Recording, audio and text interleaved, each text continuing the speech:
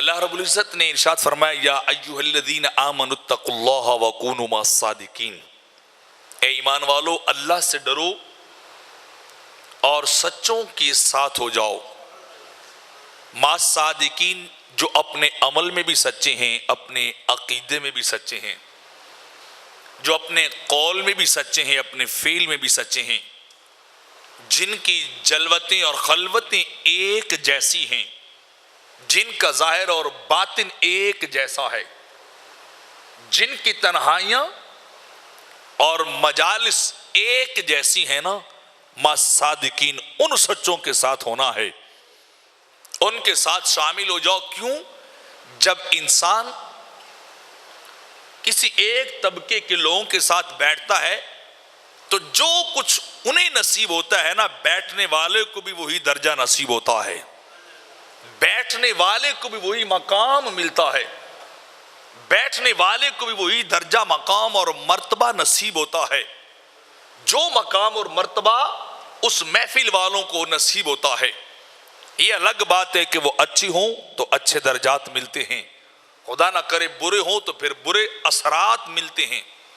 تو انسان جیسی محفل کے اندر بیٹھنے والا ہو، انسان کو شمار بھی انہی لوگوں میں کیا جاتا ہے۔ اور یہ بات بھی سورج کی طرح عیا ہے کہ انسان مل جل کر رہنے کا عادی ہے، معاشرتی حیوان ہے انسان، ایک جاندار ہے جو معاشرے کے اندر گروہ کے اندر رہتا ہے، جو ایک دوسرے کے ساتھ مل جل کے خاندان کے لیول پہ، قبیلے کے لیول پہ، بستی کوچہ اور نگر کے لیول پہ اکٹھے رہتے ہیں۔ تو انسان کو جیسا ماحول ملتا ہے، انسان کی شخصیت پہ اثرات بھی ویسے ہی پڑتے ہیں۔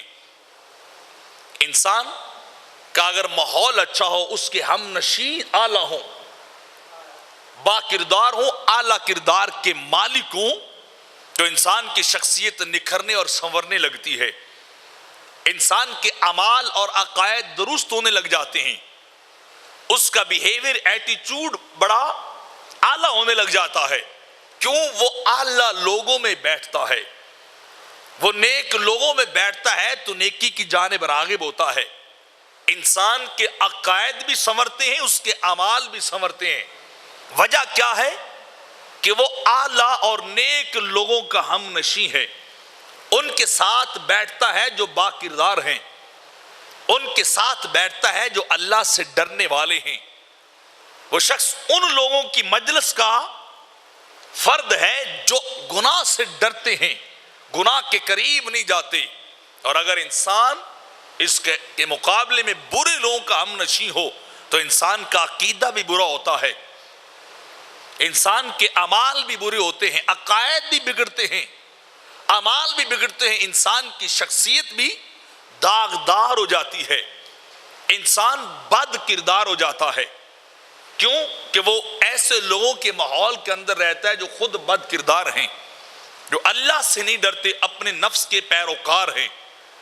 تو جیسا ماحول انسان کو ملتا ہے، انسان کی شخصیت، انسان کی عادات، انسان کا بول چال، انسان کا اٹھنا بیٹھنا اسی ماحول کے تابع ہو جاتا ہے۔